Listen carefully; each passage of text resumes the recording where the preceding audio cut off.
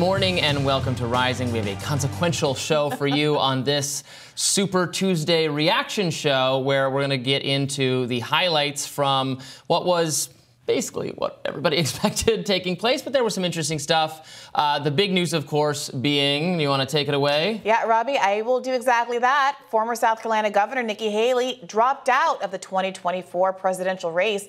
Her decision comes after a months-long battle presenting herself as the alternative to Donald Trump. Outlasting a dozen competitors, Haley couldn't muster up more than 2 wins in the primaries.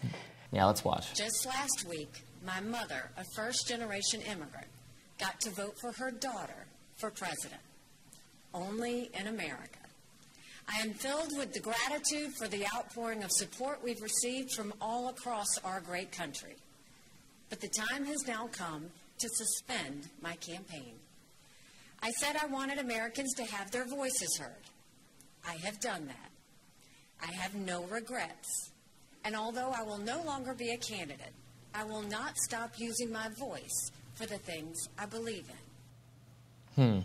All right, so she did score a victory last night in Vermont, and a lot of people are saying that's not especially notable as a consequence of the fact that Vermont is an open primary. So she has been dogged by accusations that she is a Republican in name only. It's Trump's party now, it's MAGA's party now, to the extent that she's even daring to run against Trump. She did not go nearly as far as some of the other candidates in saying, I still like Trump, I still love Trump, I'm just offering a different alternative. No, she really went for him. And in some ways, I think that's why she was more successful than the others. She was able to distinguish herself from Donald Trump. If you like Donald Trump, why get Trump light and a Vivek Ramaswamy or a Ron DeSantis, for instance?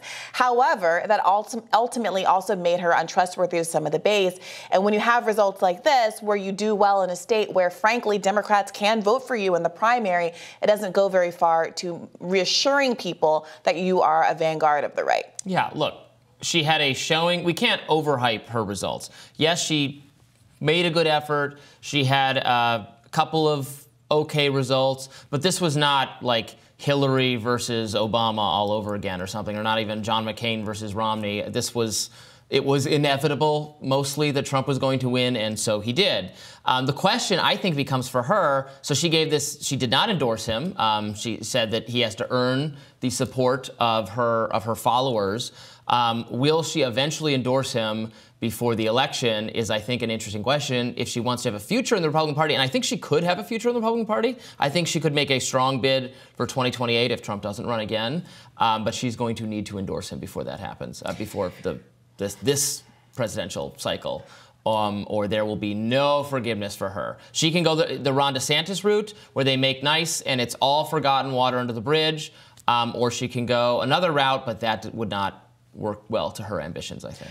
I've been thinking a lot about this, and I do wonder if we are overhyping the long-term influence that Donald Trump will have on the party. If it is the case that either he does not win in this election cycle, right? If he does not win in this election cycle, he is potent to potentially come back in 2028, but you could argue that perhaps someone might emerge in the interim that manages to capture the party in the way that he won't, if he's not in the Oval Office, being able to say that I'm a multi-time winner. A 2-time loser is not a good record for him. And alternatively, if he does win and serve out his term and doesn't have the same ability to control literally from the White House as he once did, is it going to still be the case that nobody else can emerge? Remember, most Republicans in the party are establishment Republicans who are begrudgingly supporting Trump. You can see it all over their faces. You can see it when you look back at the condemnations of Donald Trump that they made after January 6th. You can see the way that many of them who have had their wives insulted, their waistlines insulted, their height insulted by Donald Trump have been kind of pulled back into the fold with these begrudging endorsements, that there is a desire to break free. The question is, can anybody actually do it? And I do wonder if we're being overly confident about Donald Trump's ability to hold on to the Republican Party if he quite literally can't hold on to it by winning this election. I don't know. I have gone the other way on this question. I thought when he lost last time that would be it for him because the loser does not tend to maintain control. Romney didn't maintain control of the Republican Party after 2012 when. Well, Romney never had control of the Republican Party. Right, but generally, I thought it was like, okay, well, that didn't work. We're going to go another way, and Trump utterly and easily clung to power, forced everyone to fall in line to walk back the comments they made about him in the wake of January 6th or face utter destruction. Anyone who stuck to their guns got Cheney'd out of the party. So the idea that he'll be finished after this loss, if he does even lose, which probably maybe won't happen, is slightly more likely than not to not happen. This is a fascinating revisionist history to me. Absolutely hold because control. after Donald Trump announced and Ron DeSantis announced, I remember sitting here at this table and listening to pundits all across the country say that they thought that Trump was weak, that they didn't think he was going to win this round, that Ron DeSantis was a good alternative. There was so much more energy at his announcement. And I watched all of you come back around to the idea that Donald Trump was actually still in control of the party. And I still believe that to be the case. But I'm asking about a different scenario in which, because of having term limits, and I know Democrats are very skeptical that Donald Trump can be deterred by a term limit, but let's just, kind of stay in real world right now for a second.